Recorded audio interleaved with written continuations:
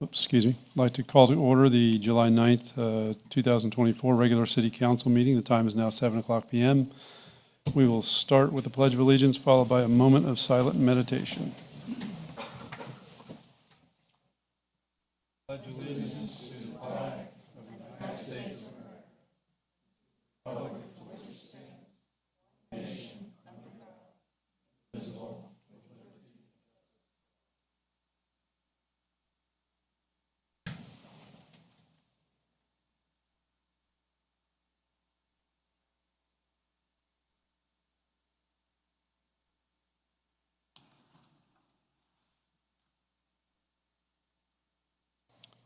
Okay, the first item is roll call. Mayor Scott Nickel. Here. Deputy Mayor Frank Gerton. Here. Councilmember Hamilton Boone. Here. Councilmember Shauna Hume. Here. Councilmember Adam Dyer. Here. Okay. Next item is excusal of council members, but since everyone's here, we can skip along to additions, deletions, or changes to the agenda, if any. Does anyone on council have anything they think needs to be changed or added or deleted? Hearing none, we'll move on to presentations, proclamations, and introductions.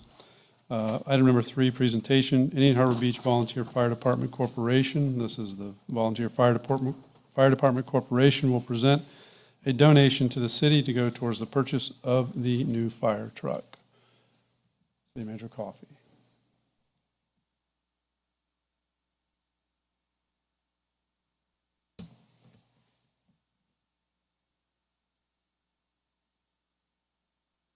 Hi all, I think you know me. I'm Tom Knowlton. I'm an assistant chief for the fire department.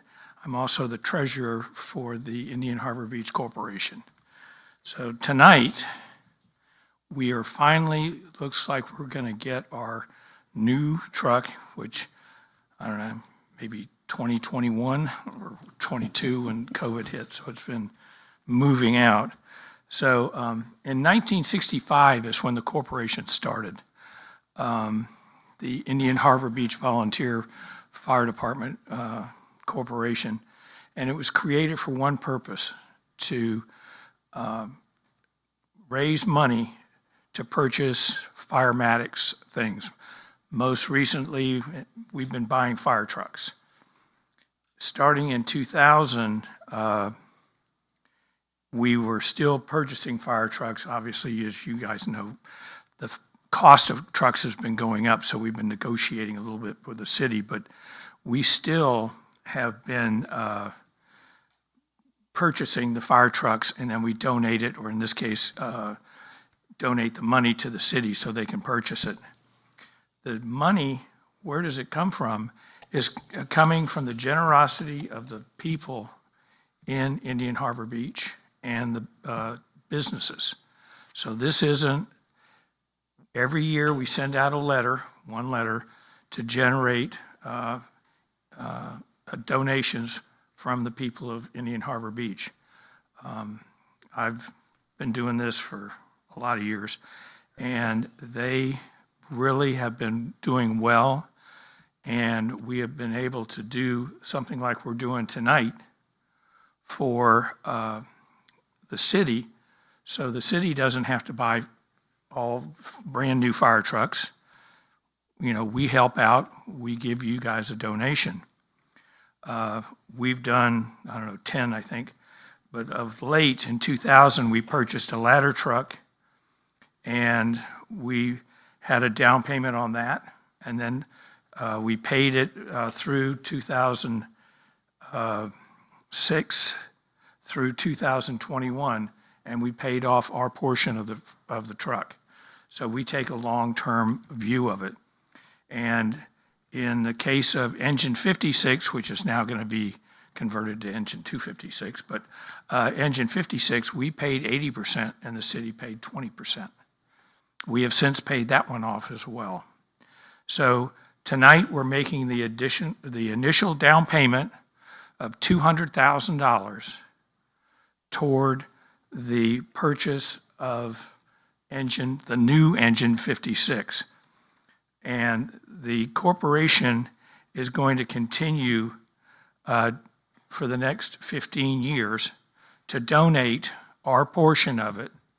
And then after 15 years, we'll be going on to the next apparatus or truck that we have to buy. So I'd like to present to the city a check for $200,000. Wow, thank you.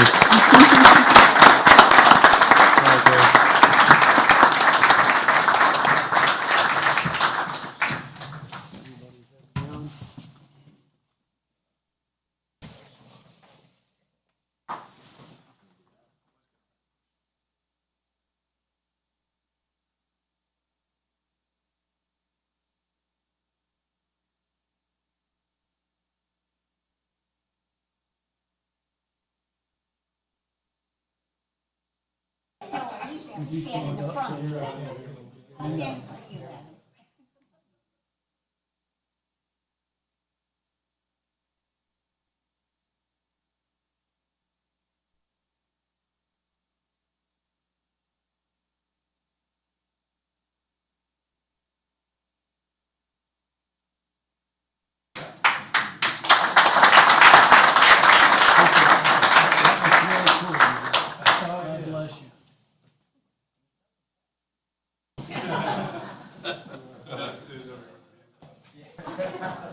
I am the keeper of the records.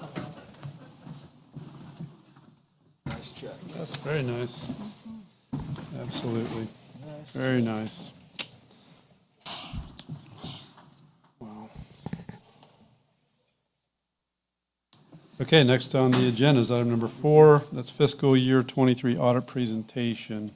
This is for review and acceptance of the fiscal year 2022-2023 annual financial report as presented from Berman Hopkins CPAs and Associates LLP. City Manager Coffey.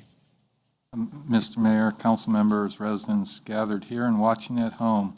Unfortunately, unforeseen circumstances on the auditor's behalf will not allow them to be here tonight to present this. We respectfully request this be tabled to the next meeting. Okay. Can that be consensus, or do you need a motion? Everybody go with that? That's fine. All right, everybody, yes. Okay, on to approval of minutes. The first one is from the beach parking workshop minutes from June 17, 2024. Does anyone in council have any changes or corrections? Hearing none, I would entertain a motion. Make a motion to approve the minutes from the beach parking workshop. Second. I have a motion by Councilmember Dyer, a second by Deputy Mayor Gerton. All those in favor signify by saying aye. Aye. Those opposed, same sign. Motion carries 5-0. Next is e-bike workshop and regular council meeting minutes from June 25th, 2024. Does anyone on council have any comments or corrections? Hearing none, I would entertain a motion. Motion to approve the minutes for the Second. e-bike workshop. Motion by Deputy Mayor Gerton, second by Councilmember Boone. All those in favor signify by saying aye. Aye. Those opposed, same sign. Motion carries 5-0. On to reports. The first one is the city manager's report. Yes, Mr. Mayor. Attached to the manager's report, part of the agenda is a draft survey for the beach parking. Of note, that the current return date is to be determined. Staff intends to have a 30-day return option, so folks who may be on vacation can fill it out when they get back. Staff request, additionally, there'll be a unique number at the bottom of the survey. That's not a tracking mechanism, but it's meant to discourage folks from making copies to try to skew the results. Staff requests any changes from the council or consensus to proceed with the survey instrument. Okay, thank you. I'll start with first Deputy Mayor Gerton. Do you have any I don't have comments? any changes. It looked good to me, just looking at it. Okay. Councilmember Boone? Same. Councilmember Hume? Leave it to the woman to have comments. The letter, do we have a copy the audience can see? It is? Okay, great. Okay. Oh, yeah.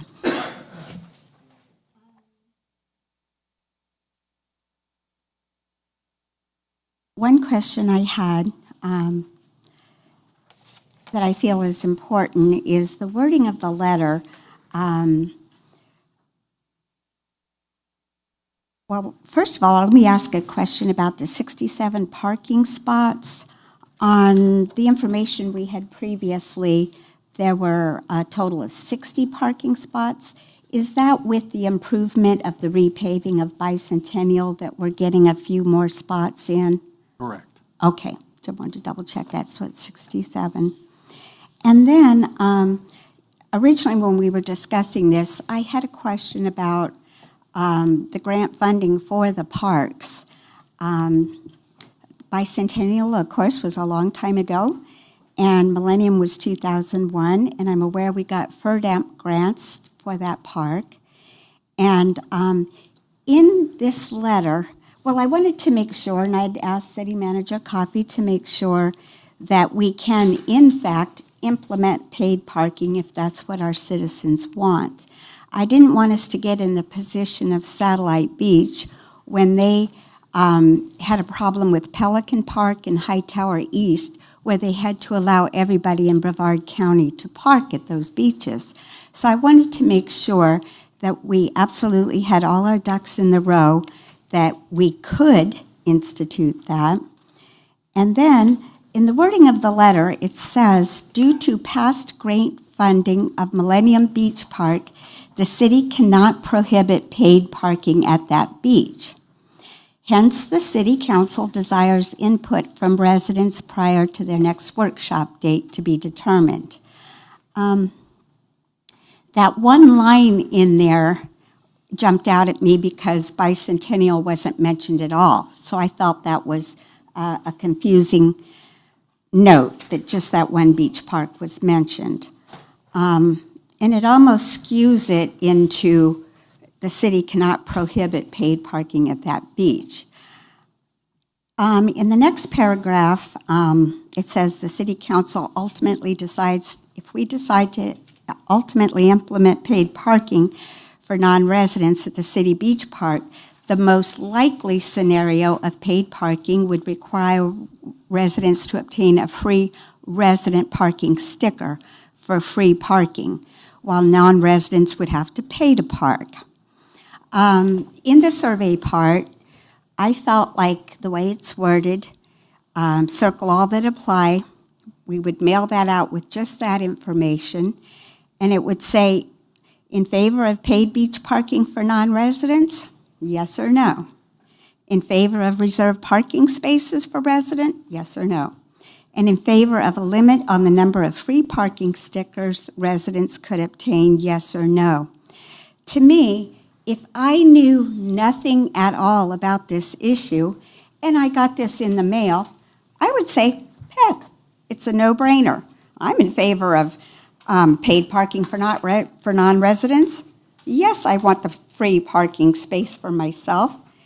And as far as even the favor of limit of the number of parking stickers per residence, I think that also is common sense, that we're going to have to limit the number of stickers issued. And again, as a citizen, to have gotten this letter in the mail, I would want to know the dollars and cents involved in this. I think to send this out, sure, I'm for that, without any backup of the financial implications. To me, it's short-sighted and it's getting ahead of itself. And recently, and while I've got the microphone, I answered a lot of questions this weekend about the stormwater utility to residents, because everyone got a letter that we're raising that rate. When I showed them this information, that Indian Harbor Beach, we're the red that shows we're very low assessment for our stormwater utility, and we haven't had the raise since 2007. And Satellite Beach is way up here, for example. So our increase is just going to jump us up a little bit. But I think when you have the proper backup materials to show people, you can make a more educated decision. And so it's my feeling that this letter is not quite ready to go out and be approved. And I'll yield the floor. To that point, I don't see a reason why we couldn't add language in there, because quite honestly, I have no intention on voting for something that would cost the city money. It doesn't make any sense to do that. It may make sense to put a single sentence in there to capture that and to make that statement that it would only be implemented if it can be done so without additional cost to the taxpayers of our city. I think that might take care of that and put that to rest. So I feel like this is just another tool to get out the information and get feedback from our residents, And thankfully, Nate, to the live streaming, if you have any questions, you can go onto the YouTube channel. And then I believe we hit the PowerPoint presentation. We have a very good question and answer. Over 20 plus actual residents showed up to the workshop and spoke how it inconvenienced them. And this is just another tool. This doesn't mean yes or no, because I'm sure after the survey, there's going to be another workshop. And then if it does become an agenda item, it's going to have multiple agenda items. So this isn't the final thing. And the financial impact varies depending on what route we go to. So there's too many variables to put an actual number on it. So it's just complicated, but I feel like sums up the questions there. That's just my opinion. Okay. Yeah, and the sentence that Shauna referred to, due to past grant funding of Millennium Beach Park, the city cannot prohibit paid parking at that beach. I'm not sure if that even needs to be in there.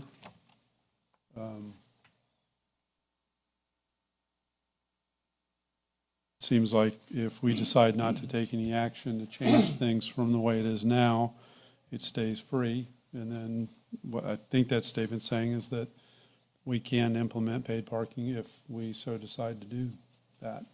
So I don't know if that needs to be in there necessarily, that sentence, and unless any of the council thinks that adds. It seems confusing to me. Yeah, That's all. yeah. To have that wording in there. Yeah, I agree with you on that.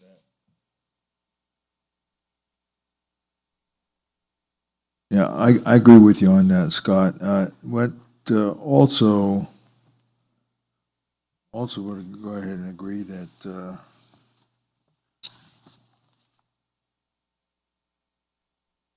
that information that Shauna was talking about doesn't need to be in there also.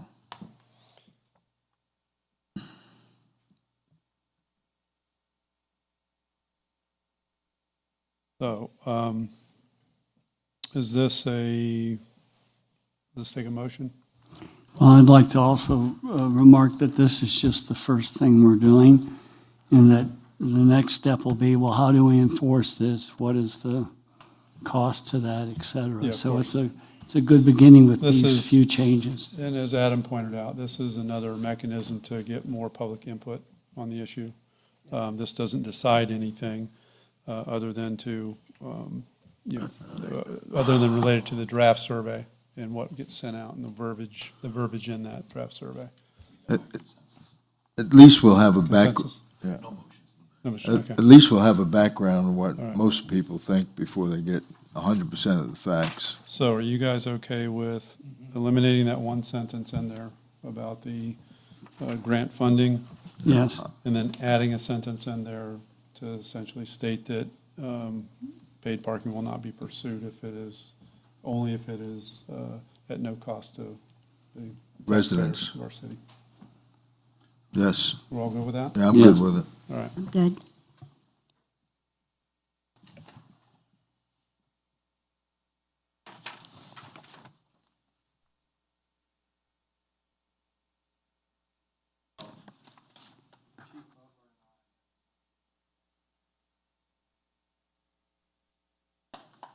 Chief Butler and I have met with FOP representatives twice now about a new 3-year agreement.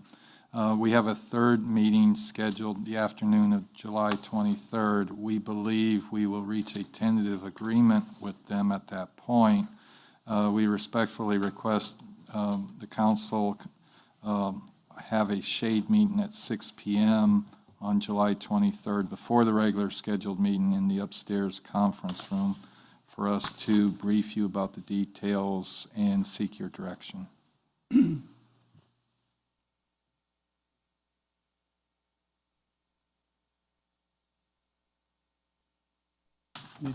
meeting? Yes. Yes. I'm okay. Yes. Are we good? Yes. All right. Informational items, South Beach Coalition interlocal agreement with Space Coast Transportation Organization. The agreement will expire, current agreement will expire at the end of this year per the attached email chain. The Indian Atlantic Town Attorney is working on a new draft agreement. Each member city will eventually vote on it. If individual council members have specific concerns, they can either send them to me or speak with the Indian Atlantic Town Attorney directly. Pool stack replacement as attached.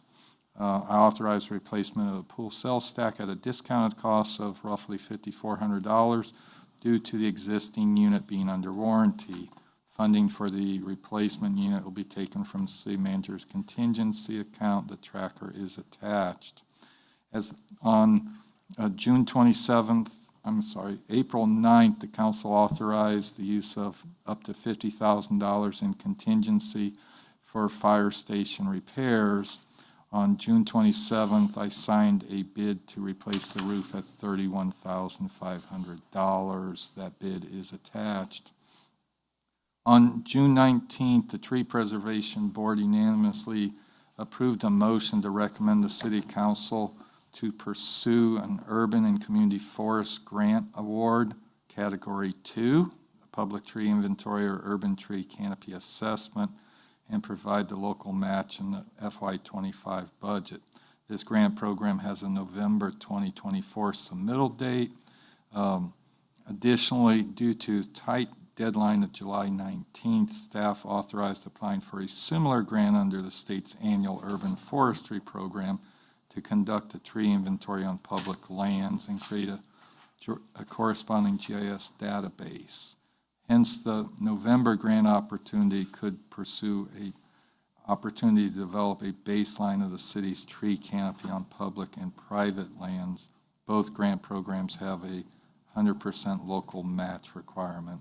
That could be funded out of future salary savings or city manager's contingency. The final 2024 legislative tracker is attached. The fund will start back up in a few months. Gleason Park Restroom Project. Within the last week, we've received the last permit, which is the Florida Fish and Wildlife Conservation Commission tortoise relocation permit. And yesterday I signed a quote for the removal of the tortoises to a new home. Once the tortoises are removed, the extension of the utilities will proceed, and then the delivery of the restroom will follow. Tentatively for the next council meeting will be the FY23 audit presentation, second public hearing and second reading of ordinance 2024-03, amending the noise ordinance, adoption of the tentative fiscal year 25 millage rate, and the memorandum of understanding between the cities of Indian Harbor Beach and Satellite Beach regarding the future muck removal project. And that concludes my report, Mr. Mayor.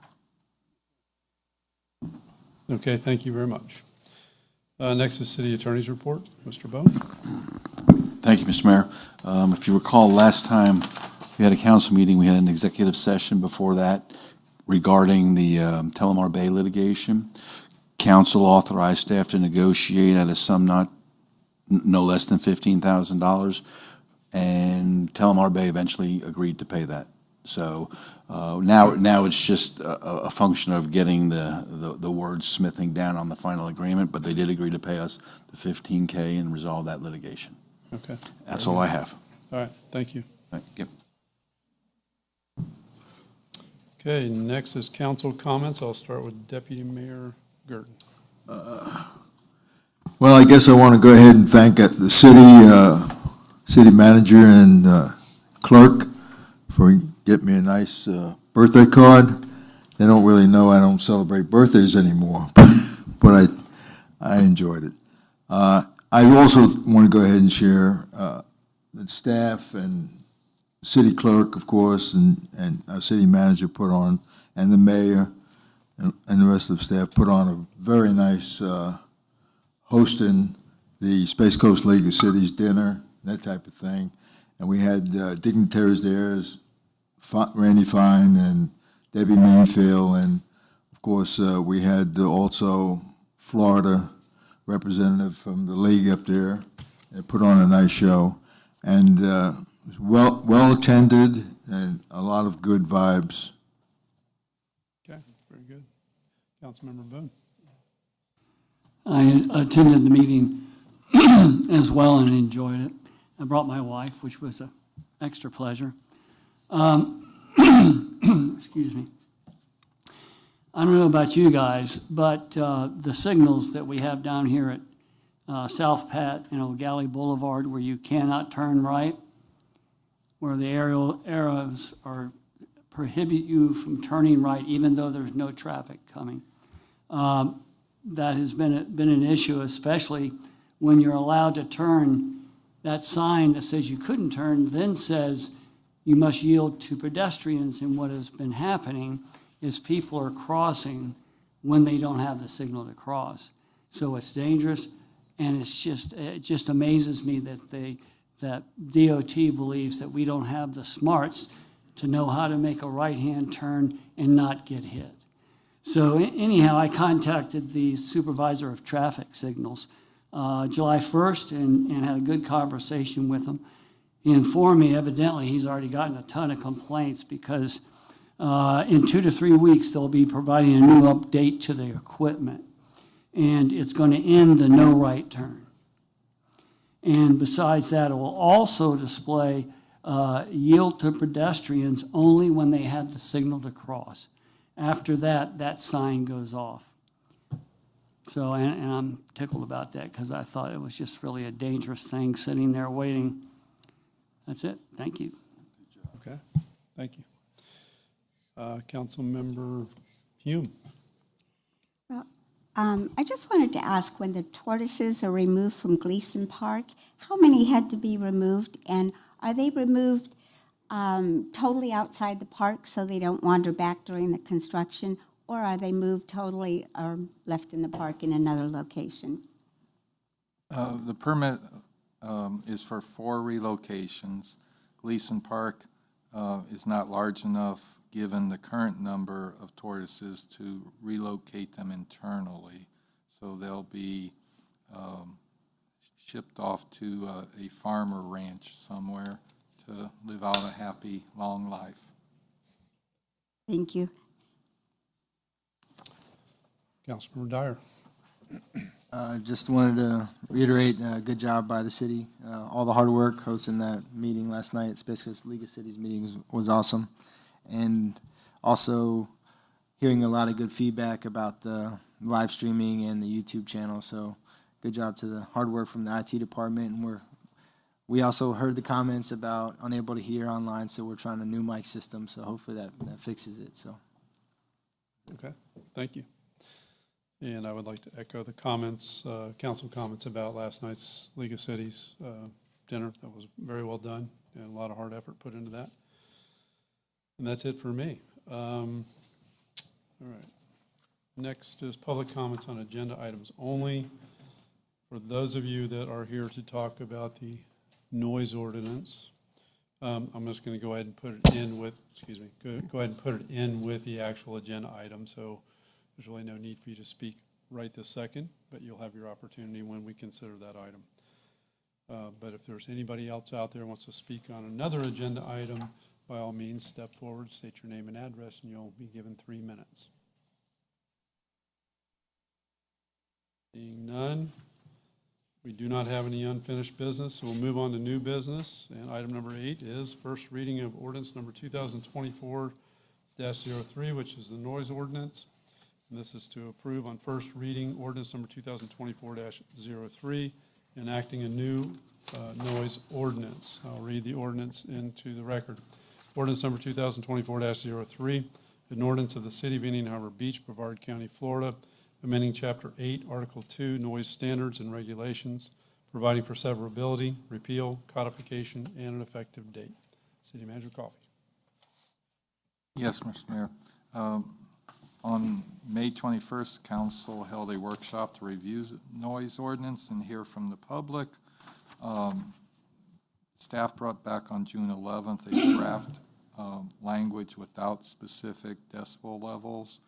Direction to staff was to populate those decibel levels before first reading, which we have done. In accordance with state statutes, a business impact estimate is attached and was posted on our website. Staff recommends City Council approve on first reading ordinance number 2024-03, repealing the existing noise ordinance and adopting a revised ordinance. Okay. So one of the things I guess we'll do is we'll start with council comments, and then I'll open it up to public comment, and then we'll bring it back to council. So I'll just start off with some of my comments on the draft ordinance. In general, I think it's pretty well structured. There are some items in here that I would like to see addressed a little more succinctly.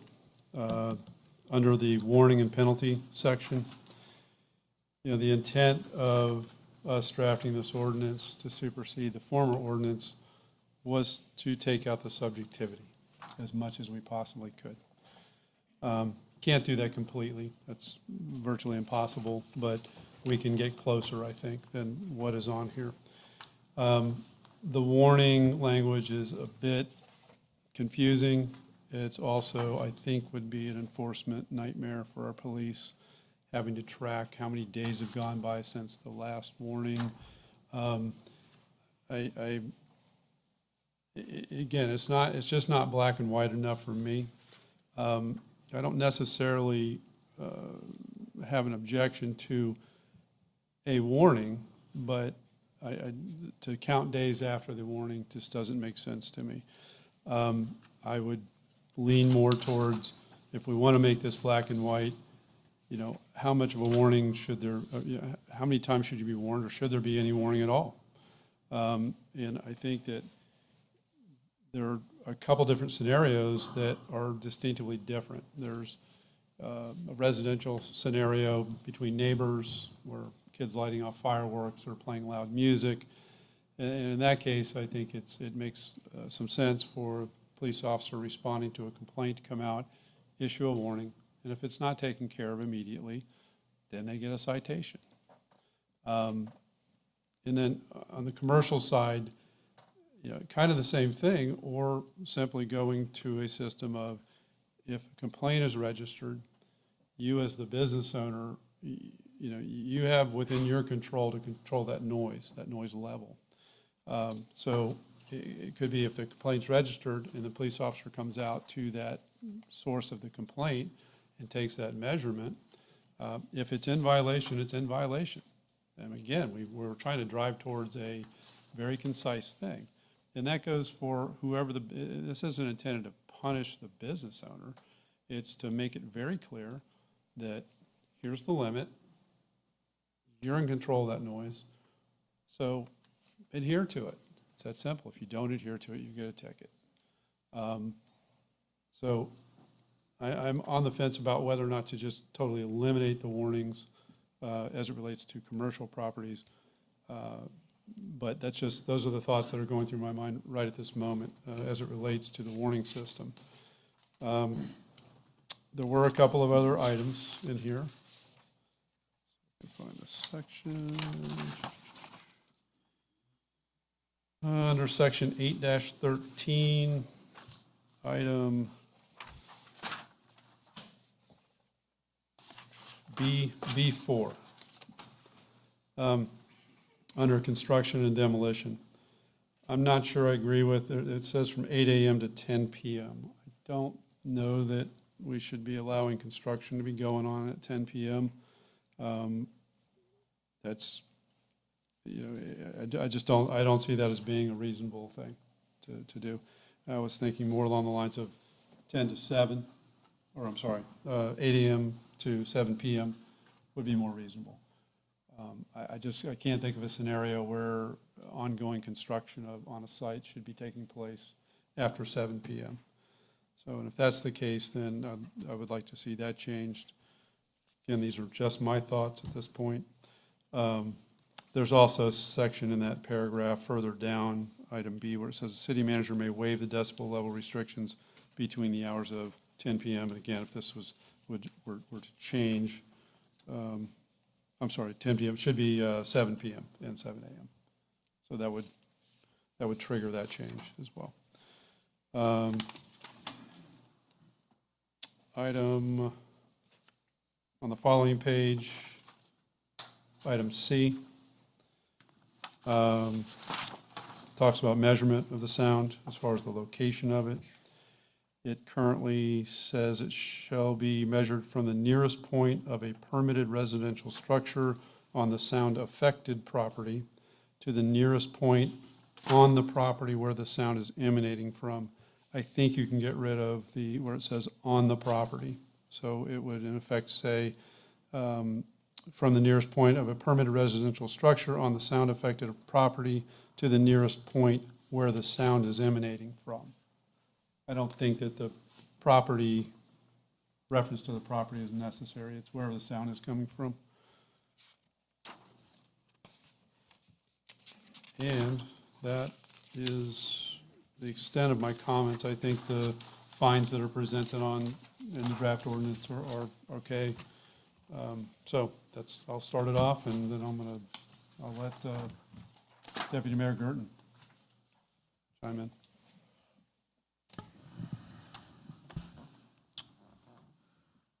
I think basically the less warnings, I hate to say it, but if you're going to speed on A1A and you're going to go 50 miles an hour and the cop pulls me over, I don't think he's going to give me a warning. So I think we got a definite level that we cannot go past. And if you do, and the policeman comes out, okay, you get a ticket if you're in violation for that noise, or you get a citation. That's me. I would do away with warnings, and unless they were, reasonable, close, then we'll give you a warning. Okay, I don't have to come back, and it won't happen again. And if I have to come back, okay, then you're going to get a ticket if it's too high. So if it's 65 or 70 or 60, and you're at 65, that warning, okay, I can live with that. One warning, that's it. The other item, to me, what would really help the whole situation is to keep the music inside. And it's kind of escapes, out there, and it's kind of tough. It's tough on you people that, have the music. It's too bad you can't, we can't enclose it somehow to go ahead and keep it inside. The other one was the 7 to 10, 10 to 7, and we adjusted it by 5. 7 to 10, 10 to 7, the same. You got people who work at night that are days, you got people who work at days, and 10, it's the same. 24 hours is the same. Take it out where the policeman could come out and says, okay, you're in violation, this is this is what it is. Here's the reading, okay? If it's close to the number, okay, he can warn you. If it's not close to the number, he chops you, gives you a ticket or citation. That's the way I look at it. Otherwise, we're playing games, we're going back and forth, we got to keep track. The city got enough to go ahead and keep track of without, doing that. And you can better keep track. If you've already been warned one time, you won't let it happen. And the fine itself, what is the fine now? How much is the fine? It's $100, and that's not enough. Fine is not enough. You know, go ahead and, $100 is nothing. Okay, at least $250. That's the least.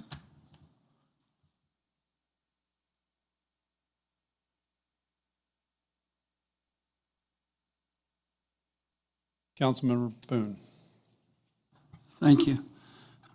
We all got to remember, although this is brought up mainly because of this issue between Palm Springs and TNT, as I like to call them, it's not just about that. This is an ordinance that's needed to be changed for some time and take it from being subjective to very objective.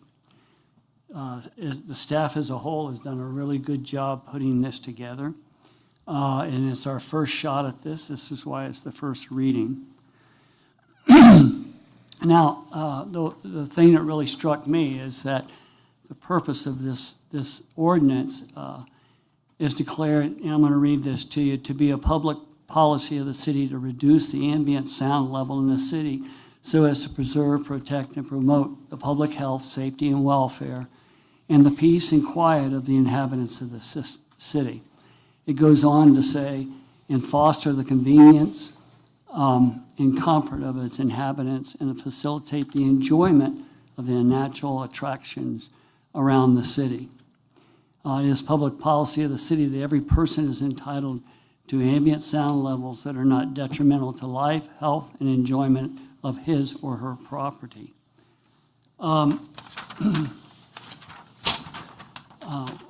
The granting of exemptions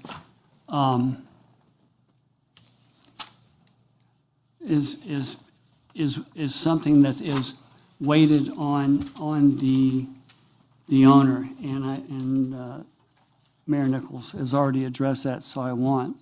But in Section 813, I found it odd that you had these different sound-producing, noise-producing enterprises, whether it's loading and unloading, like waste management in their containers, or U-Hauls unloading, construction and demolition equipment, your domestic power tools, lawnmowers and chainsaws, etc. Discounting the times that Mayor Nichols would like to consider, which I agree with. I found it very, very odd that outside those hours you couldn't exceed 55 decibels, but for amplified sound you could go to 65. And I just found it odd that with the statement of the reason for this ordinance, that this one area here gets a different setting from everything else in our city. And I think it's really important that we take care of our residents. There has to be guidelines, and no longer subjective but objective. I had a few other remarks, but they were already covered, so I'll actually end what I have to say. Thank you. Okay. Councilmember Hume. Okay. Yes, I've been reviewing the old ordinance and the new ordinance, and I think I've memorized them both. I feel like, I want to say, first of all, that we love our Indian Harbor Beach businesses. We want to support them. I think many here shop local. We love our business. We want them to succeed. I do feel, however, that the people who live at Palm Springs condominiums do have a right to peace and quiet in their home. I feel like as a person, I could not vote on anything until I went to hear what that sounds like. So the weekend before last, I went over on 2 separate evenings and talked to the residents there. I personally listened to what they heard on every evening. On this particular evening, it was an inclement weather night. Both nights were a little rainy. It was pretty peaceful. The parking lot was not that full. And it was, the residents there said, Shauna, if this was the way it sounded every night, we wouldn't have a problem. So I want everyone to understand that the residents are not coming from some place of, I'll go ahead and say it, we all know people who complain about everything. And then there are people that have reasonable complaints and issues that should be addressed. And I do feel I love live music as much as the next person, but I also like to go home to my peace and quiet. So I feel as representatives of the citizens of Indian Harbor Beach, we do have an obligation to them to ensure their peace and tranquility. So Mayor Nickel brought up a lot of good things already, as the others have, that I had marked as well. One page that well, we will have to talk about decibel levels at some point. I don't know. Yes, and I don't know what time that is to bring that point up. But the evening I was there, and I did not have a police officer's decibel meter, which I'm sure was a lot better than our personal cell phones. But when it was around 60, it was livable and doable. That would be the very maximum decibel level that I would think would be manageable. I know the residents would actually prefer it to be a little less, more like 55. But it's something to think about when we're discussing the decibel level. And also, I just want to say, when we pass an ordinance, we want to make sure, because it is an expensive process and taxpayers pay for this, and we want to make sure we get it right. And so in its current format right now, I couldn't approve this on first reading tonight, but we could tweak it and bring it back at the next meeting. I don't know if we want to have another first reading at that point, Carl, if that is the suggestion, or that we try to fix it tonight.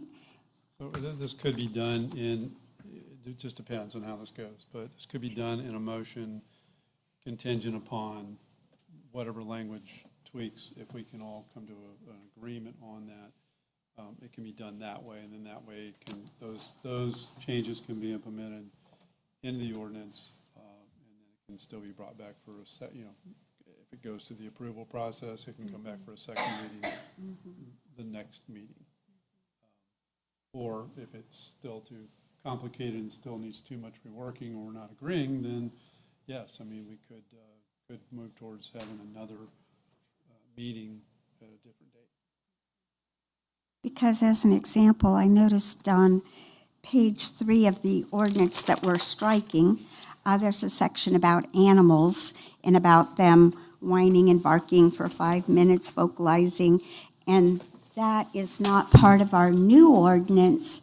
So I just want to make sure that we get it right and that everything is included that needs to be concluded, so that we only have to do it once.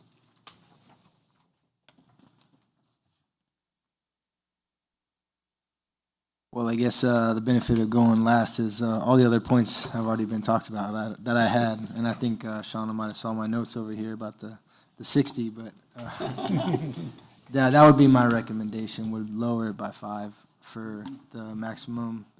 From 7 a.m. to 10 p.m. would be 60, and then move it to 55 for the afterwards, the 10 p.m. to 7 a.m. And I just wanted to drive home. The goal here is compromise, right? You know, everybody asks for respect, everybody, the businesses, the residents, and hopefully we can do that with this. If the bar is 60 or 65, like, you should aim for lower, and hopefully then you have some wiggle room, not start at the highest, but that's just my input.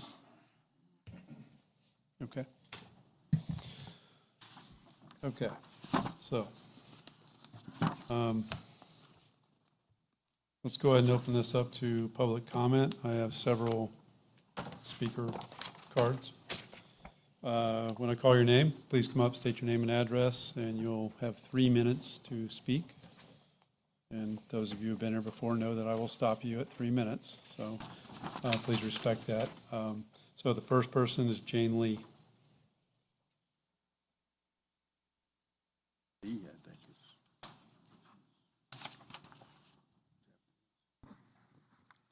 Hello. Thank you for letting me speak tonight. My name is Jane Lee, and my address is 123 Lancha Circle, Indian Harbor Beach. My family purchased and moved into our Palm Spring condos about a year ago. At the time, there was a restaurant in our backyard. They played music, but it was at a respectable level. Since Tide and Tonic opened their business, the noise level from the hired bands have increased exponentially and increased our anxiety level that we shouldn't have to endure. The noise can be heard through my hurricane-proof sliders. We used to sit outside to enjoy on our patio, which we cannot do right now because of the extreme loud noise and music. Yesterday, there was construction work being done at the restaurant and started around 10 p.m. and lasted until around 11:30. The noise was so loud, it was worse than the music. Brevard County has a noise ordinance that does not allow anyone to operate construction equipment before 7 a.m. and after 8 p.m. I did not call the police because I didn't want to have to meet someone outside my door or inside my condo. I have an autoimmune disease and I did not feel good at all last night, so I did not call. In closing, I am a resident of Indian Harbor and should be able to live there comfortably and not have to deal with extreme noise inside my unit from external sources. I am hoping the noise ordinance will be written and enforced to protect residents like myself who lives in Indian Harbor Beach. Thank you. Thank you.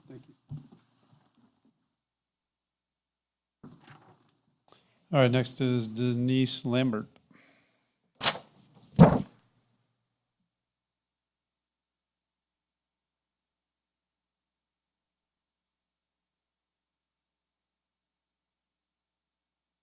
Hi, Denise Lambert, 123 Lancha Circle, and I would also like to thank the council. I really appreciate your comments, and I feel like I'm being heard, so thank you so much.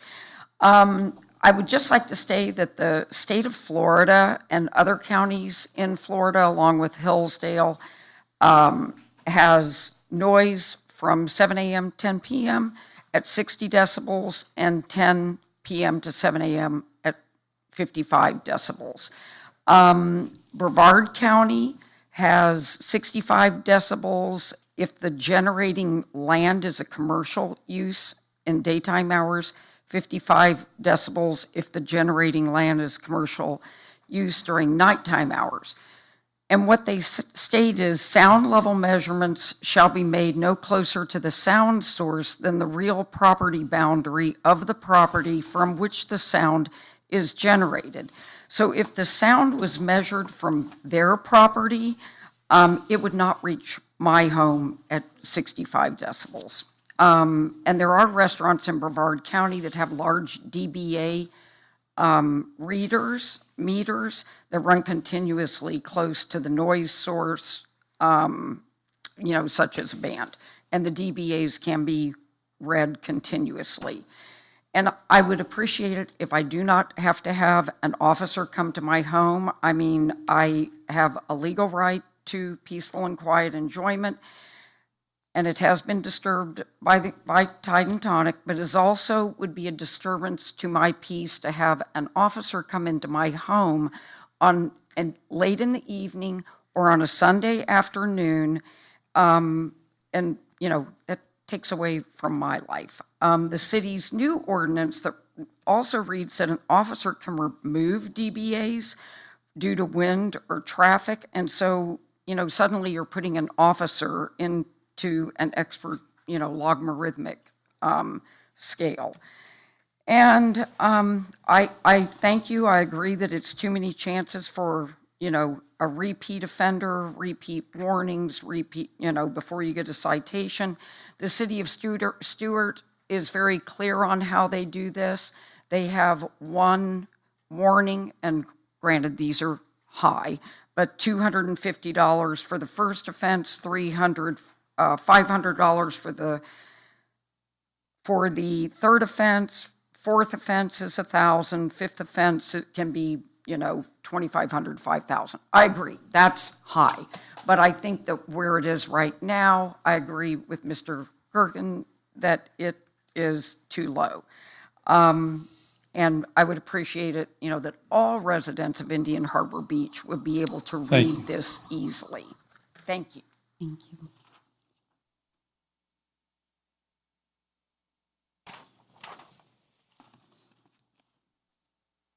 All right, the next person is Roger Minor. You've got an extra E in your name. It's confusing me. My name is Roger Minor. I live at 117 Lancha Circle. I'm also the vice president of the board of the Condominium Association. First of all, I want to say thank you for all your diligence on this, because so many of the points that I had written here that I wanted to state, I had to start crossing off. So thank you for your due diligence. And I also would like to apologize for Lori Ending not being here tonight. She's attending family affairs in Pennsylvania. With that being said, there's only a couple of things I would like to talk about. And one of them is where you measure the volume. One of the things, because we are a large community of owners, maybe the best thing to do is actually take those measurements, say, at the property line, because that encompasses everybody.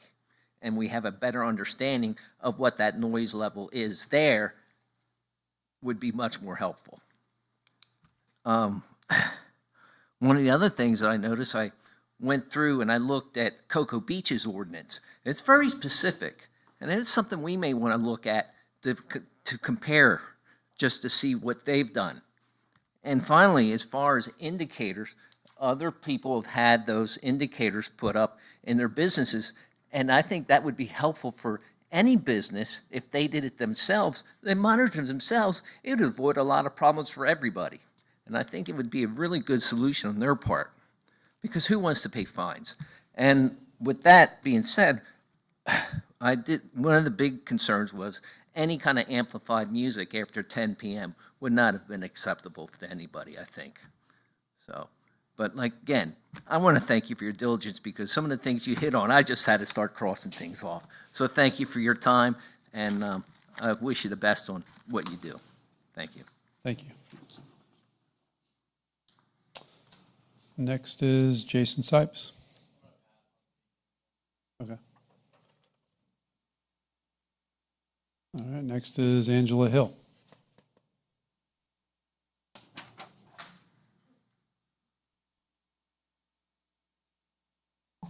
Okay, Angela Hill, 123 Lancha Circle, Indian Harbor Beach. I also want to say thank you. You hit on a lot of my points, and I'm going to try to not reiterate it.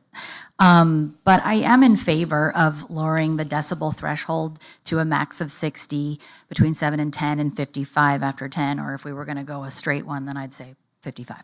But I can go with 60. I've come to realize, though, that setting a decibel limit definitely helps to reduce subjectivity, but it doesn't completely remove, and I know you mentioned this as well, to remove the potential for bias. So, again, the sound level fluctuation, that's why I definitely had concerns at 65. I'm still, I'll be optimistic about 60. But I would like to get some more information on how it's going to be enforced when is it when it just, it is so, since it fluctuates so wildly sometimes, I'm not sure. It's going to leave it up to that responding officer to make the call.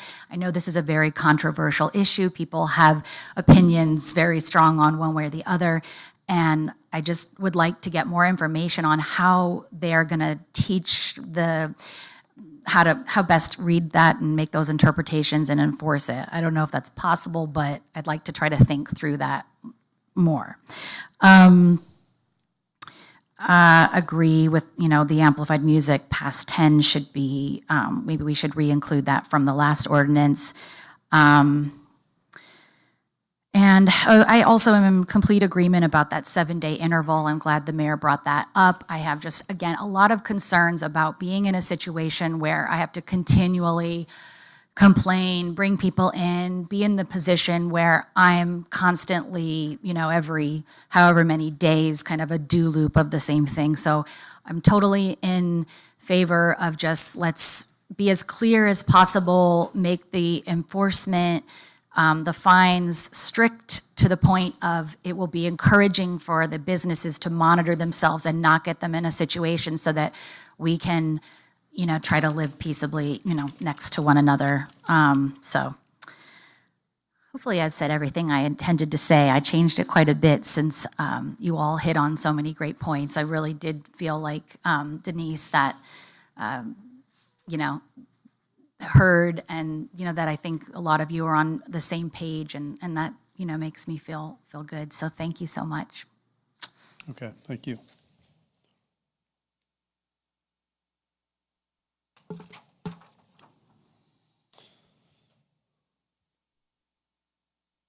Okay, next is John Kevin Dunleavy.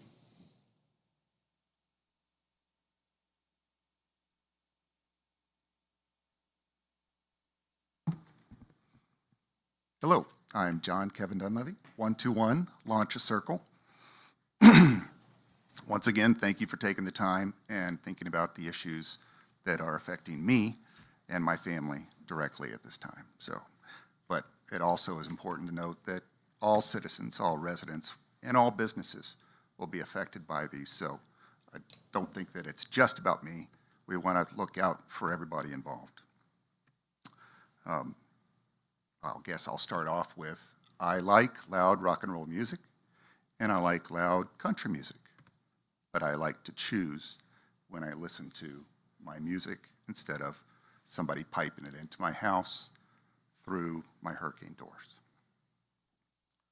We have an outdoor bar masquerading as an indoor restaurant, which leads to the problem of if they did have 4 walls and they had a ceiling and a door, that would be keeping the sound in, but we have the sound going every which way, so we have to deal with it another way if we're not going to have an enclosure.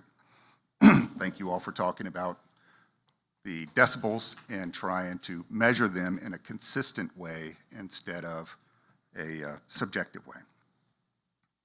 The changes implemented as we go forward, we need to think about making sure that they are consistent for the business to be able to meet it, as well as consistent so that the residents in nearby areas are not overly affected by being able to call and have someone look into it without someone needing to come into their property, needing to enter their space.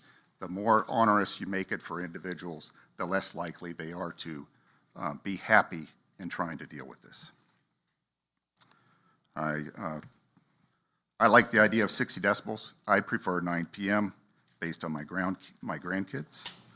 I'd like to see a standard for, even if one resident calls in and there's no violation, that it goes on the official record that these residents are calling in instead of having a subjective position where my wife was not allowed to make a report when she called in and had an officer come.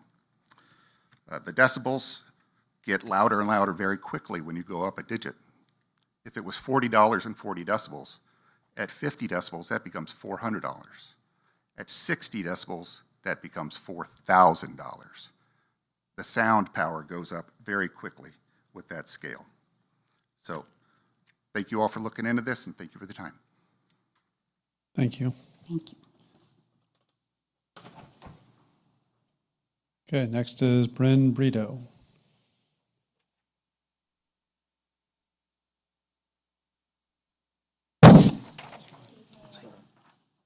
Bryn Brito, 525 East Drawbridge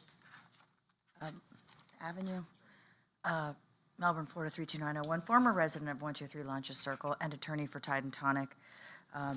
I also, I think obviously by reviewing this ordinance, a really big effort was made and I think there is a big effort being made by the council for sure. I also think that this, the atmosphere is targeting this ordinance to one business instead of thinking about it really truthfully globally throughout your city.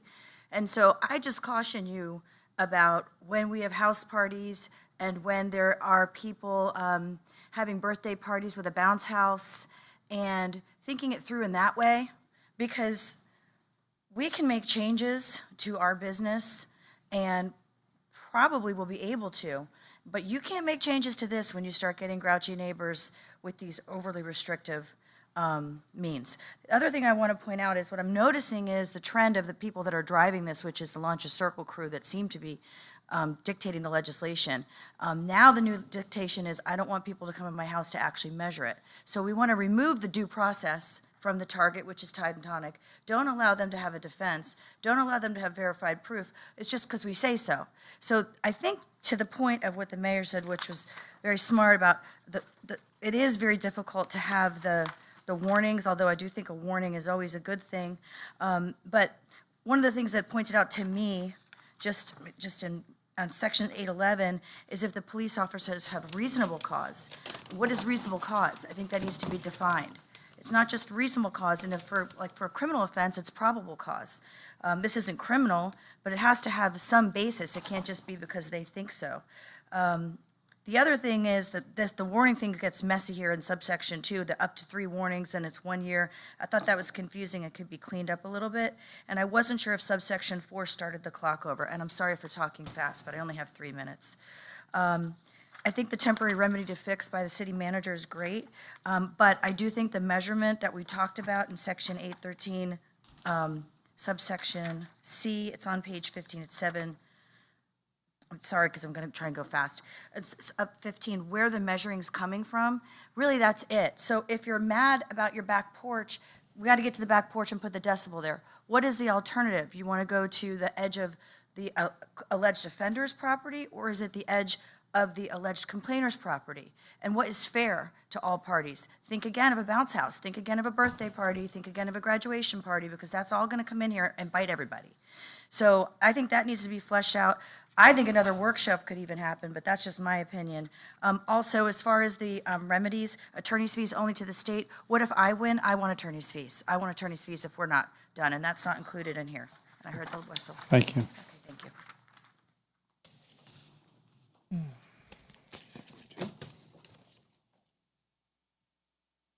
All right. I will bring it back to council.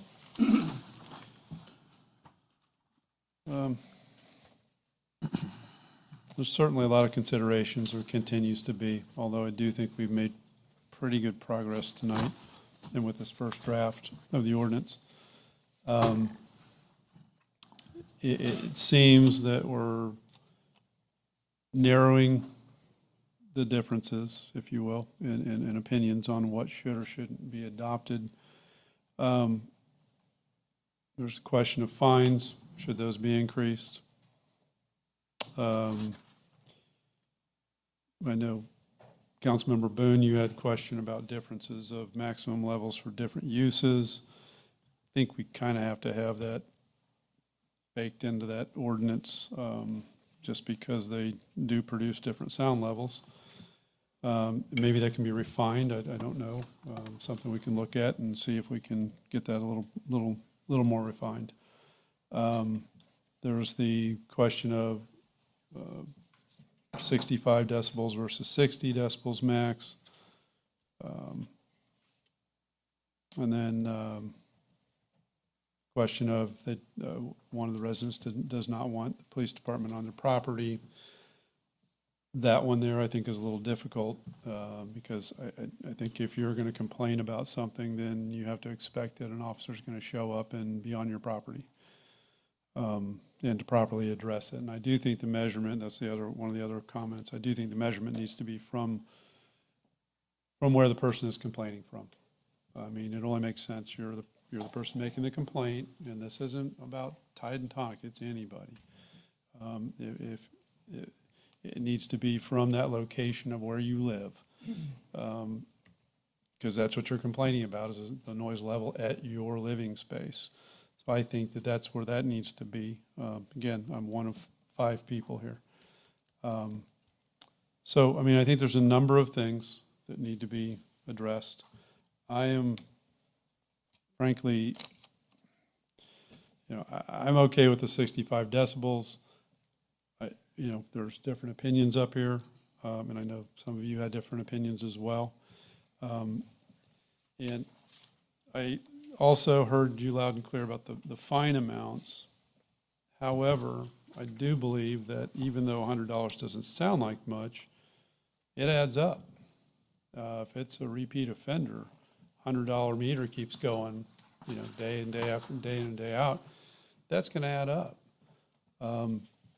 But again, I will leave it up to the rest of the council members to have their input on this as to whether we want to make those adjustments or not. So with that, I guess, we probably just need to have discussion amongst ourselves here on the board now to see if we can whittle these down and agree on what components should be written into the draft ordinance. And again, if we can't come to that agreement, then we'll push this on to another council meeting, and we'll massage it more, we'll discuss it more. We'll keep doing this until we can get this adopted.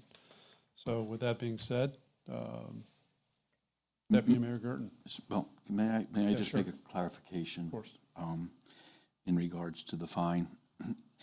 Subparagraph F of 8-15 would enhance the fine if there's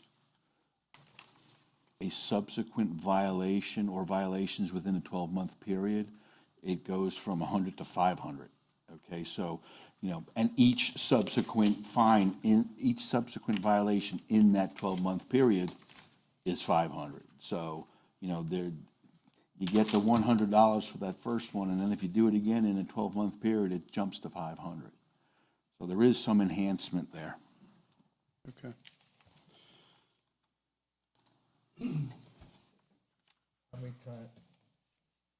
How many times am I warned to pay that $100 fine? Well, right currently, Yeah. there's a few warnings. How many? 3, I believe, right now. So, to me, the fine's not too much. To me. I just wanted to clarify, there is an enhancement in there.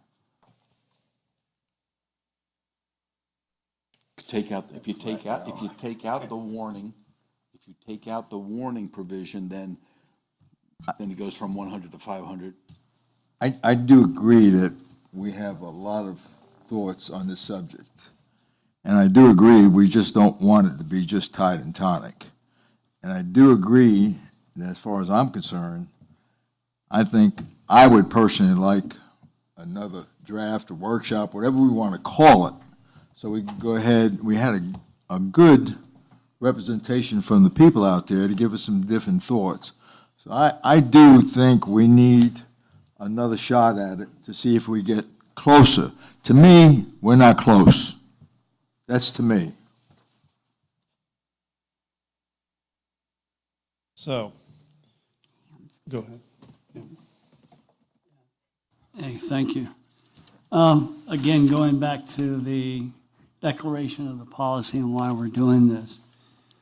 And it's about the residents. And it's not an easy fix, but there's a couple of things. The maximum permissible sound levels in 813, it has to be the same across the board for whatever time that we decide. That's fair. Before the 10 p.m., we can look at 60. I'm willing to work with that. The other thing is that back in May, I started visiting folks at Palm Springs, and I started speaking with Ms. Cole. I met with Jason Sipes. I went to their establishment 3 or 4 times and listened to the music. And there were times where it was fine. There were times where it hurt.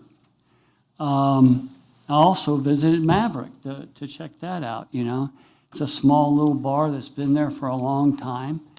I'd like to just throw out a suggestion, if I may, and that's to encourage all council members to talk with both sides out of here and meet them and get their view of things. The other thing is that, is it possible for the Palm Springs Association and Mr. Sipes and Ms. Cole to be able to sit down and talk with you guys at all? And maybe out of that can come some ideas of how we can make things better, where it's livable for you all and you have the sanctity of your residents. You guys are able to do what your establishment is built to do, provide music, drinks, food, but do it in a way that both sides win. I'm a big believer in black and white, and that's why the start of this is really good. It sets levels. All the suggestions that we've gotten here about removing different things help. But I would encourage a meeting. I would encourage the council, any of you that haven't, to take time and go to the establishment, talk to these folks, talk to the guys over at Palm Springs, and see if we can't get something that benefits both sides. Okay. Councilmember Hume. Yes, I meant to say earlier that this afternoon I did go visit Tide and Tonic for the first time and talk with Jason, and we had a good conversation. I think the building is beautiful. You've done excellent work. It looks like a really lovely addition to our city. Both of you, it's great. You've done well, and I know it's your baby, and you want it to succeed, and we want that for you too. I do feel in my conversation, because when I've been thinking this over in the middle of the night, I was thinking, why don't they just enclose it, you know? But then I had a conversation with our fire marshal today, and once you start enclosing the whole building, you are talking big, huge bucks. That would not work. So I understand why you haven't closed that off. So that again brings us back to a reasonable decibel level, because I think music is great when you want to go hear it, but not when you're trying to relax in your home. So if we can tweak that out, I'm thinking in my mind 60 decibels is good for that. But, sitting up here, I just want to say that I understand both of you and both sides, and we really do want to come to a good, livable agreement with you. Going back real quick, while we're tweaking this ordinance, on page 13, where it says Table 1, I wasn't sure if you mentioned this yet, Mayor, but the maximum sound level in that column where it says 10 p.m. to 7 a.m., this is just like all residential zones and all other zoning districts. See where it says maximum of 60 dBA? That's an error there. That needs to come down to the 55 to match up with the others. And Let me explain the table itself. The table itself sets a default. That's the default. The remaining provisions under A through whatever it is, those are exceptions to the default level. So, we set that standard up top, and then, but for all these other activities, the levels are as described in those paragraphs. Now, if you all want to change that, that's fine. If you just want to do a 60, 55 across the board, that makes it pretty easy for everybody. You go, 7 to 10, 60, 10 to 7, 55, that's it, it's done. That's a real easy ordinance, because you get rid of all that other stuff if that's what y'all want to do. But you got to please tell staff what you want to do. That's I'm going to stick up for staff on this. You know, we gave you what you asked for. You told us to put in the numbers. So I will say on that, I know Councilmember Boone is harping on the need for consistency. I get it. But some of these uses, air conditioners, they simply make more noise. And they're constant, especially in Florida. But so I don't know that you can get this to a consistency without creating a bunch of violations. Just everyday use of everyday equipment for various things. I think you're going to have an issue with that. It's going to become problematic if we, as much as I would love to see it just be a set decibel level, I think some of these different uses that are identified in here warrant that special decibel level. It's just the way it is. You know, car repair place is going to be a lot louder consistently with impact wrenches operating than, you know, somebody's home or you know, a restaurant business. It's going to be louder than both of those. So I think we have to have an ordinance that is comprehensive and it takes those things into consideration.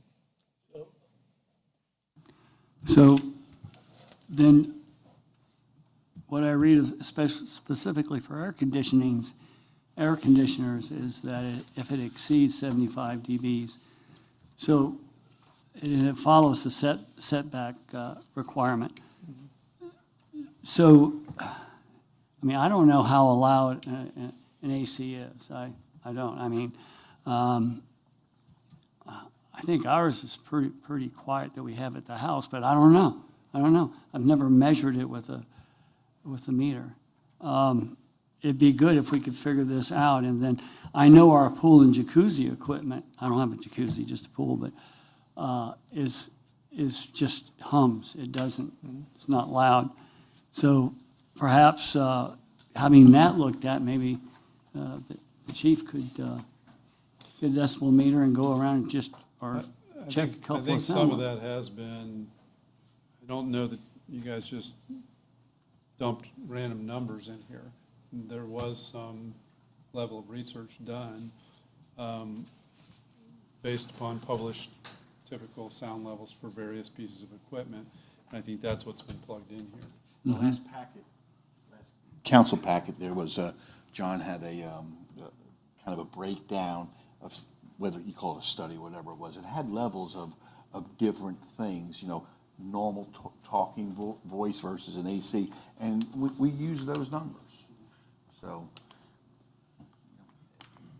AC equipment and pool equipment can be loud. So here's my question. It says noise exceeding 75 dBs. Does that mean that it usually runs at 60 or 65? And if it exceeds this, then it's a problem. That's what I'm trying to figure out. You know, just so we're talking about consistency. I don't think you can establish that, to be perfectly honest, because say it's a brand-new AC system. It's, you know, very modern and advanced, and it could be super quiet. It could be way less. Could be 50 dBs. But, you know, if my older system, it's going to be a little louder. That's just the way it is. So I don't know that you can quantify that. I'm pretty sure the information that this was gleaned from was based upon typical sound levels for those pieces of equipment. I don't know how tight we can get, how much tighter we can get with that. Well, these are two stationary pieces that don't move, and they're in the same location. Everything else can move.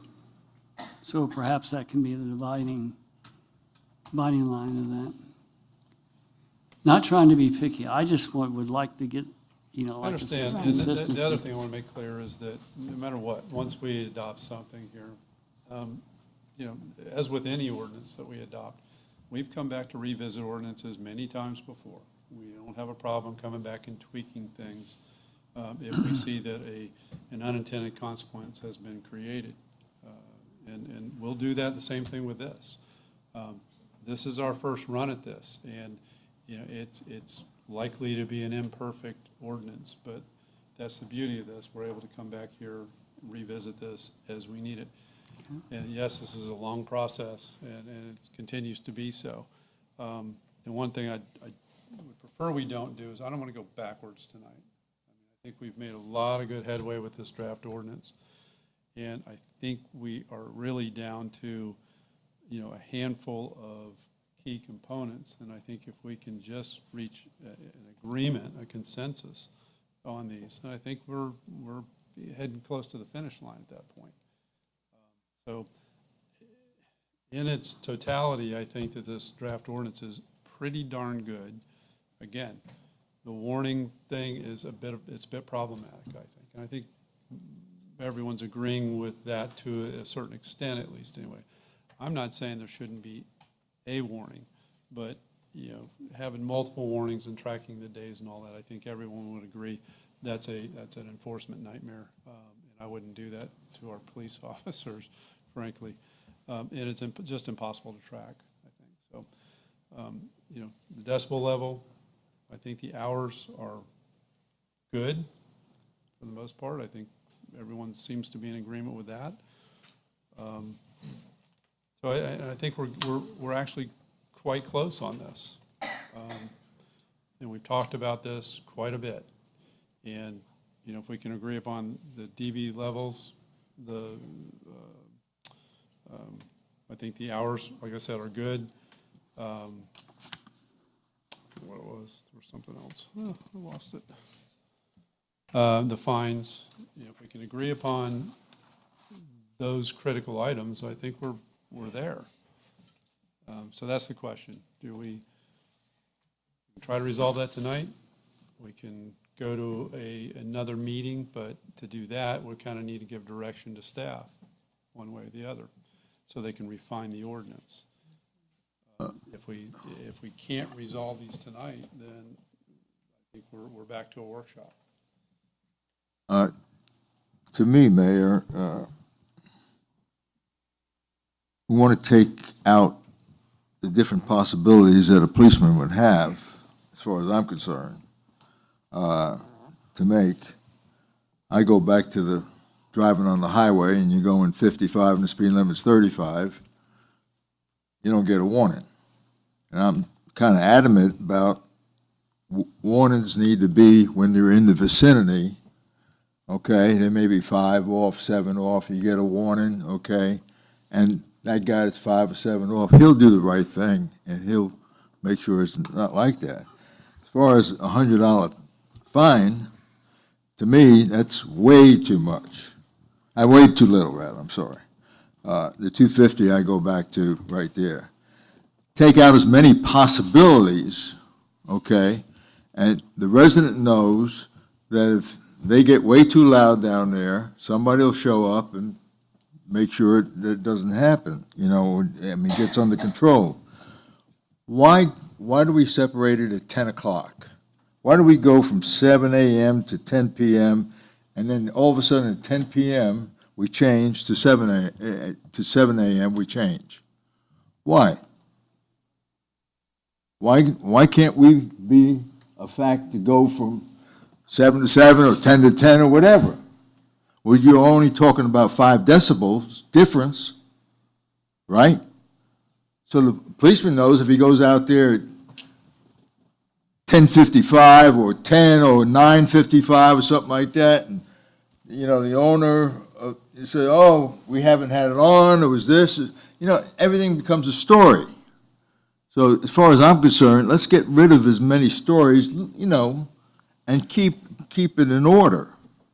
That type of thing. 7 to 7, 10 to 10, whatever. It's the same thing if you want to go, if you want to then change it and give them more options, I just think that becomes a nightmare. Mr. Mayor, may I make a suggestion at this point? Yes, please. I don't think you're going to come to a consensus, okay?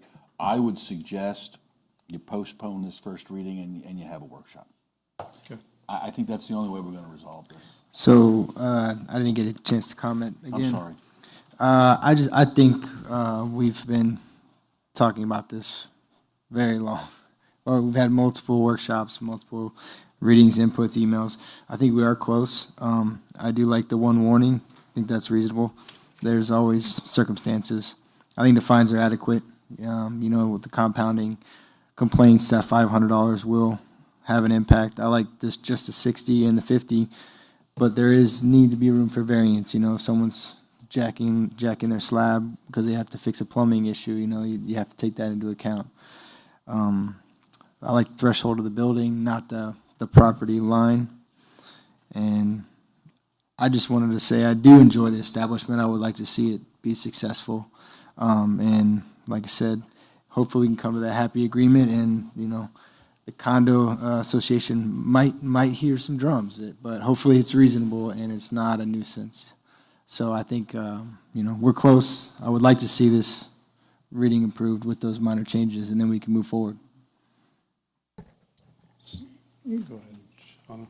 I feel like if we could, at the next meeting, have a new revised ordinance to consider with the improvements we suggested tonight. And then perhaps at that time, with the improvements, we could approve it on first reading. Can we do another first reading? Sure. Okay. And then I know after that, there's another second reading, and those are public hearings that we have to pay to advertise. So I want to make doubly sure when we're paying to advertise that it's right and ready to go. And so I think that will give us a little bit more opportunity. And I just, again, once we do, we would adopt a new ordinance.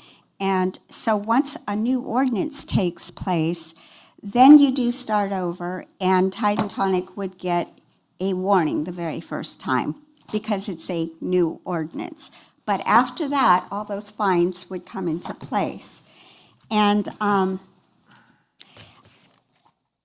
just to clarify for me, and I figure if I need clarification, I would like that for the audience too, about the fines. It's on page 16, section 815, the $100, that's the first time. And then I see other charges, and those are if they don't pay right then? Those fines in that you're talking about determine at what point of the process they're in, okay? So if they pay it right away, $100. If it's done a different way after, a demand is set out, it's $200. And then it goes to whatever the next one is. If they go to hearing, then it's another place. And then if there's repeats in a 12-month period, each repeat is a $500 fine. Oh, okay, so the first fine would be $100, and if they pay that, then the next time they're cited, it would be $500? If it's in a 12-month period. Right, okay, Yes. thank you. And where that comes from is if you look at the code enforcement statute, the way the code enforcement statute reads, first violation, $0 to $250 fine. Repeat violation, up to $500 fine. So that's where that logic comes from. And I just want to make one more comment too, because it does affect not just the commercial establishment that kind of made us revisit this, but it does affect our residents. And because not everybody was here the night I said, when my son was in high school in 1993, he decided to have a garage band in my garage, and neighbors called the police. It was a Sunday afternoon. They came, and I didn't know any of these folks, but they came, and they issued me a warning, and I said, thank you, and I had the kids knock off the music, and it was a done deal. It never happened again. So I know the police work with our residents on a residential level. So if you're having a bounce house, there are provisions for that. We're not going to come down on that. Excuse me, ma'am.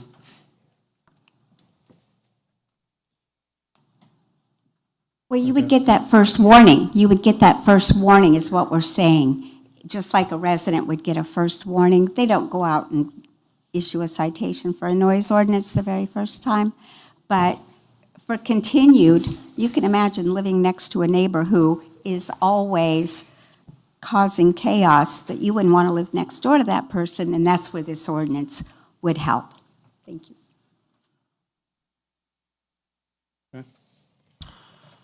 Pam, do you have any more comments? I just like to see consistency. And can you clarify, you had talked about changing the times for when some of this starts, like construction, demolition, loading, unloading? Yeah, that was, hang on a second. 813B4. Yep, that was on page 14, section 4. It just lets it go until 10 p.m.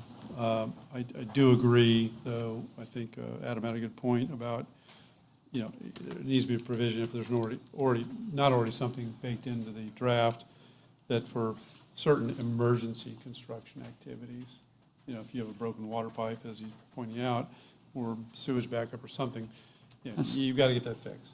That's We stated, though, understand isn't that. it? We understand that, so. Isn't that in the, The city manager can waive the DB level. Right. yeah, all right. So, as long as it's in there, that's fine. But I don't think that we want to encourage construction to be ongoing after 7 or 8 o'clock or something like that. Right. I think that's, you know, maybe it's 8 o'clock simply because of daylight savings time, certain parts of the year. You know, I don't want to complicate this, but, you know, And Mayor, I bet when they pick up a building permit for a demolition permit, like demolishing our club, I'm sure that when they picked up that demolition permit, there were hours on that permit. I would look into matching those up with our building codes. yeah. So it sounds like we're in general agreement with the, you know, trimming down the hours with the exception of an emergency situation or something the city manager deems appropriate, depending on circumstance, of course.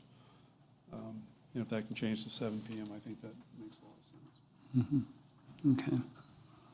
Yeah, and I mean, if we're going to have more reading with this, I'm fine with that, but not the way it's set right now. And I still have the issue, and I'm sorry, Mayor, about air conditioning and pool equipment, since it's stationary.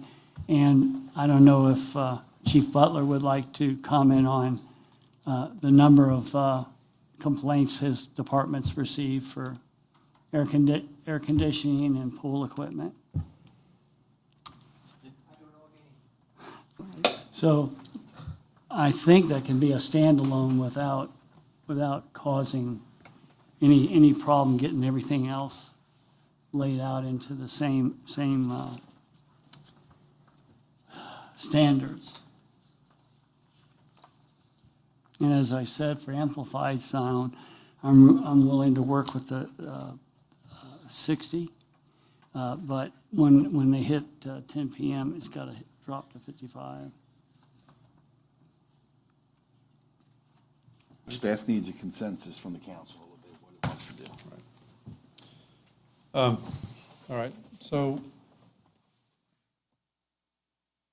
again, we can table this and we can do a workshop if we want to go that route again, try to hash through it. Just table it and then try to resolve it at the next meeting. That's fine as well. Or we can push through like now to try to resolve these issues, but we do seem to be a little bit stuck on some of these. Well, I make a motion, we table this to the next meeting with the provision that you bring us back another draft with, and we can tweak it again just to make sure it's as good as we can get it. I think it's so important to do it right. And if it takes a little more time, I think it's the right thing to do. Along those lines, can we, for the warning stuff, can we include one warning with immediate cure? So yes, the officer comes out, finds cause that the noise levels have been exceeded, then he can go over and talk to the business owner and say, here's your warning, you need to fix it now. Not wait until there's another complaint, and it needs to stay that way. And then if the officer has to return that same day, then you're getting a citation if you're violating the ordinance still. So to me, you've been told, if you don't respond to that, then you get what you get. Thing. After the first warning, what you said was puzzling to me. If it's not cured that same day, I mean, are we going to say, here you go, here's your warning. I'll give you, an hour to fix it. If I come back, then no more warnings. I'm not getting a clear picture here. What I'm saying is, let's say there's somebody complains. Officer comes out, finds a violation, marches over to the source, says, you're in violation. This is your warning, you need to cure it now.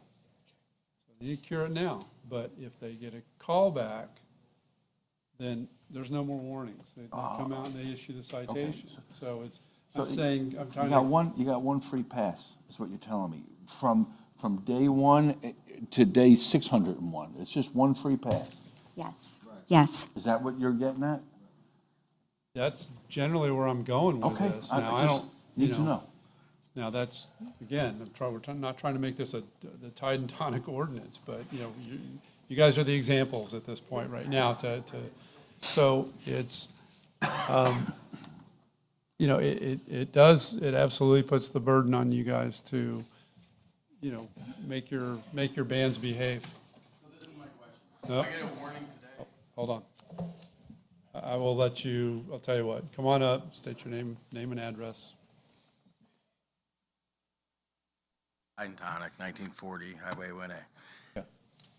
If tonight, right now, we get a complaint, this ordinance is in effect, we get the warning, everything's fine, tomorrow, someone else calls, the next day, do we get another warning? No.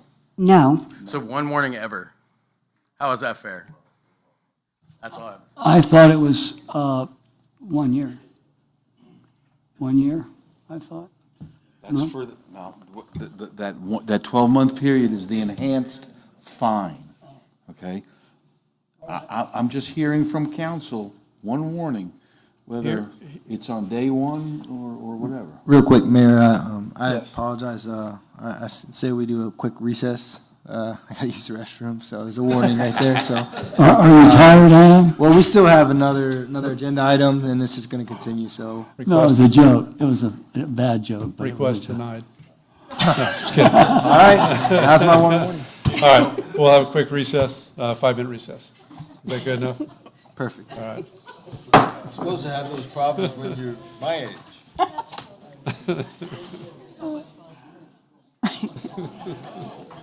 I've been on council 12 years.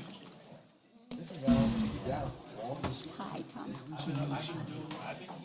All right, well.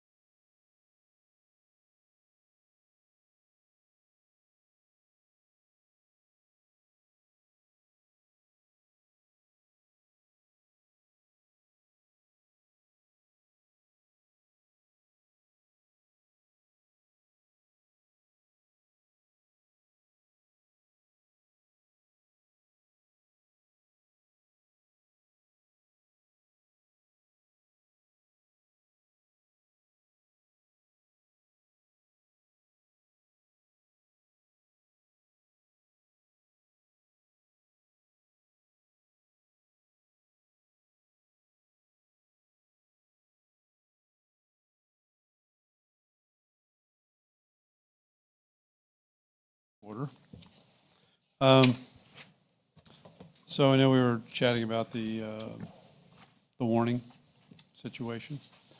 Yeah, that's a challenging one. I see the issue with a single warning and that's it. At the same time, we have to have things baked in that protect us as a city from having to constantly come back out with our enforcement. And, we don't need people taking advantage of that. And I'm not suggesting you would. I'm just simply putting it out there that we got to try to make this as tight as we can. So the one and done warning thing, I mean, it's almost, that is kind of what's the point of only doing it once? You might as well just go ahead and give them a citation straight out of the gates. So the question becomes, if we do something different and we have warnings each time they come out, I don't know how burdensome that's going to be, because I just don't know how many times they're going to receive complaints. It's going to be all about compliance. It's going to be all about the business owner's ability to control that noise is the bottom line. And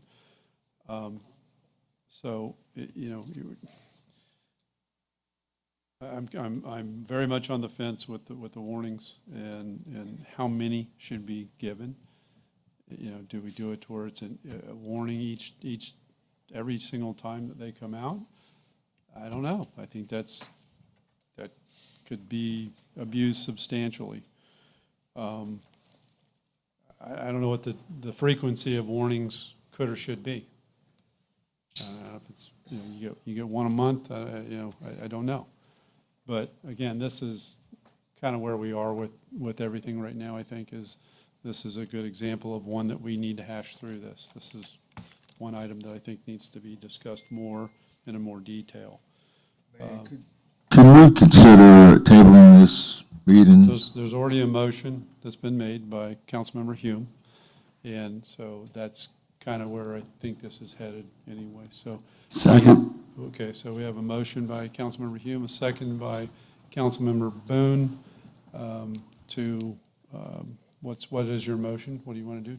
I would like to table the first reading of this ordinance until the next meeting with a revised and updated ordinance for us to consider that would have, we still may have to tweak it next time, but it would be a lot less. It would be pretty close to be ready to be adopted, I would think.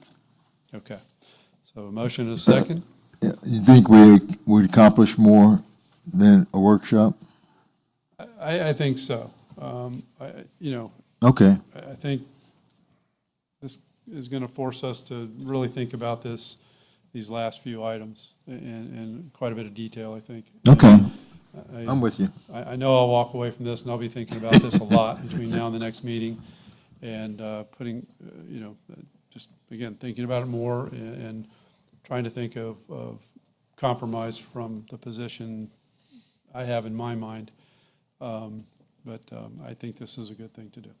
So we have a motion and a second. All those in favor signify by saying aye. Aye. Those opposed, same sign. Mayor, were we making a motion to do another workshop or? No. Or to table. table? Okay, yes, thank you. I wanted to clarify. All those opposed, same sign. Motion carries 5-0 to table.